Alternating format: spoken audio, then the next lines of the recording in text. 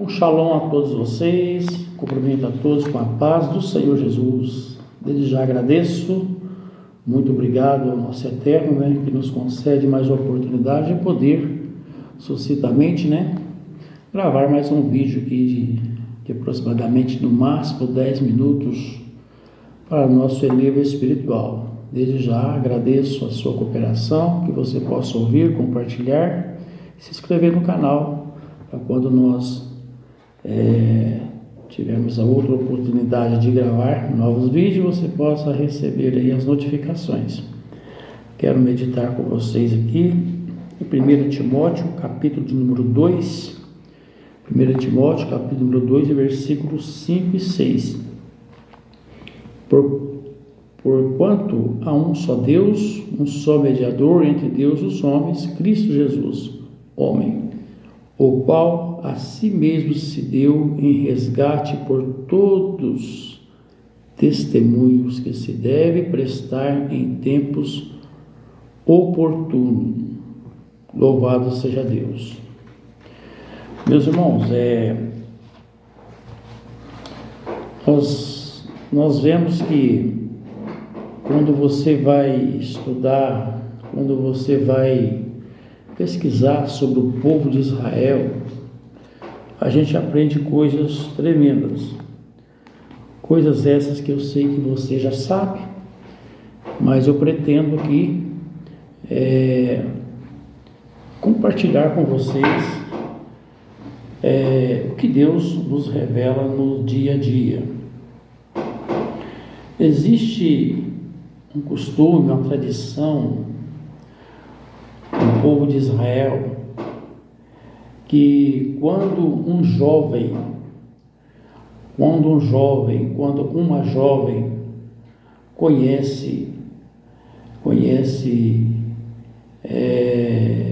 passa a se conhecer e eles se interessam um pelo outro, ali começa a ter um interesse de namoro, de casamento e assim por diante.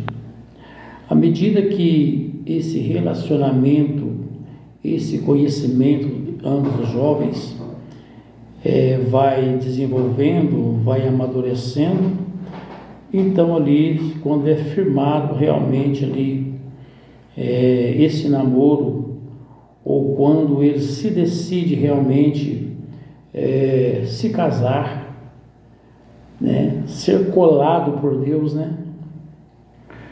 E nós vemos que existe ali um negócio, se faz ali um negócio, uma troca de favores, vamos falar assim, que envolve dinheiro, envolve bens.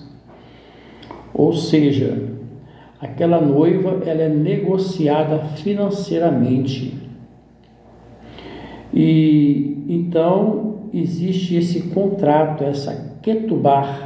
O nome aí é ketubá. Você já ouviu essa palavra, Os ketubins, as ketubotes, Ketubá é escritura, é um contrato, certo?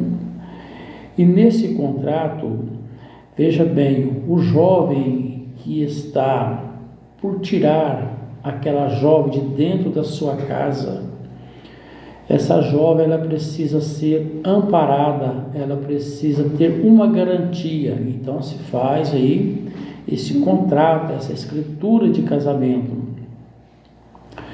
E porque aquela jovem, ela está saindo debaixo do teto dos seus pais, aonde ela tem a comida, ela tem o lar, tem os pais, o amor, a atenção, o carinho, tem as suas vestes, todo o cuidado que um filho deve ter e tem quando está dentro da casa dos pais.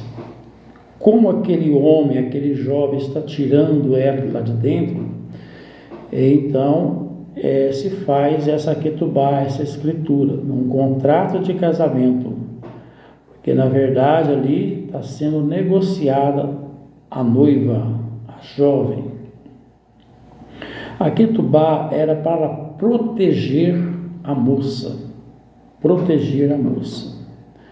O marido, ele tinha que prover para ela, ele tinha que dar a ela tudo que os pais deram até então ele tirar ela de lá.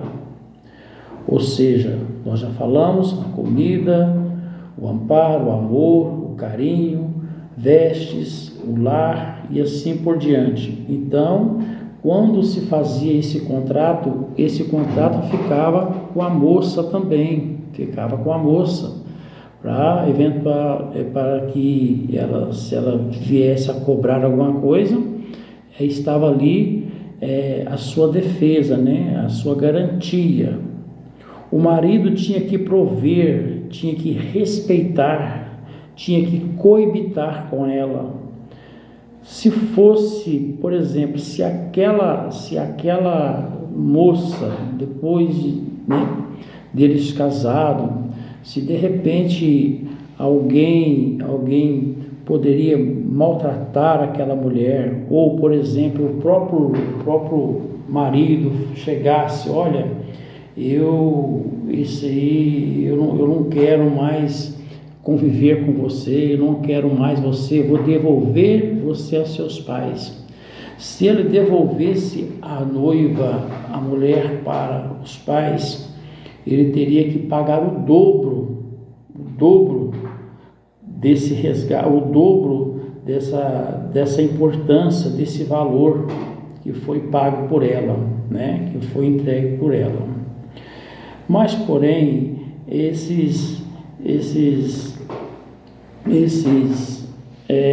vamos dizer assim, que estava no contrato, né, que estava lavrado no contrato, uma coisa muito interessante que me chamou a atenção, foi por isso que eu li esse versículo. Se a esposa fosse sequestrada, o marido teria que ir e pagar o resgate.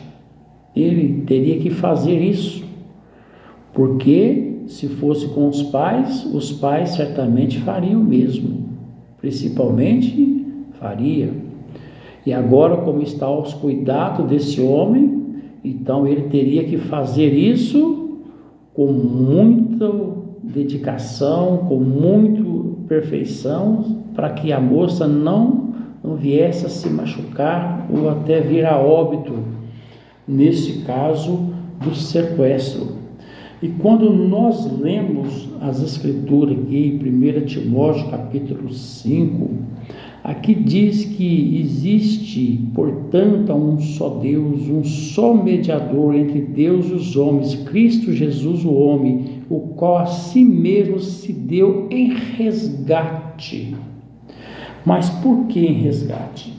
Se nós formos ler lá no Jardim do Éden, quando aconteceu, lá em Gênesis capítulo 3, versículos 6 e 7 e 15, você vai ver que o inimigo sequestrou, mas só que Deus já tinha um plano perfeito para resgatar essa noiva, que ele prometeu em cuidar dela desde lá da eternidade. Então o Senhor, ele pagou o resgate pela sua noiva, que é a igreja, que é o povo de Deus. Precisamos valorizar um pouco mais e muito mais o nosso noivo, que se chama Yeshua, Jesus, o Cristo. Então, fique com essa palavra para o conforto, para o seu elevo espiritual.